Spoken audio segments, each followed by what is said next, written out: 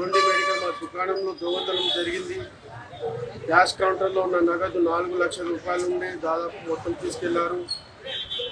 వాళ్ళు 5-6 మందిల ముఠా ఉన్నారు. మా దగ్గర సీసీ ఫుటేజ్ వీడియో ప్రకారంగా కూడా పోలీసు వాళ్ళకి ఇన్ఫర్మేషన్ ఇచ్చాము. వెంటనే పోలీసు వాళ్ళు కూడా వచ్చారు, చూశారు. చూస్తే వాళ్ళు కూడా ఇప్పుడు ఇన్స్పెక్షన్ జరుగుతున్నది. చాలా బాధాకరమైన విషయం ఏంటంటే డబ్బులు పోయినాయి కాబట్టి బాధతో ఉన్నాము. ఇటువంటి మందుల దుకాణంలో ఇంత పెద్ద అమౌంట్ డబ్బు దొంగతనం జరగడం ఇది మొదటిసారి.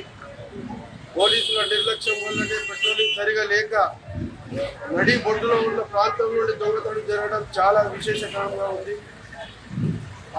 ముఖ్యమైన ప్రాంతంలోనే భద్రత లేని పోలీసులు గల్లీలో ఉన్న సామాన్య దుకాణాలకు ఎటువంటి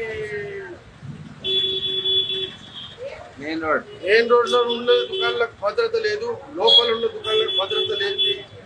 ఎటువంటి ఏమైనా అయితే ఎవరు బాధ్యులు దీనికి? నేను కూడా అది పోలీసుల వాళ్ళకు విన్నపిస్తున్నాను.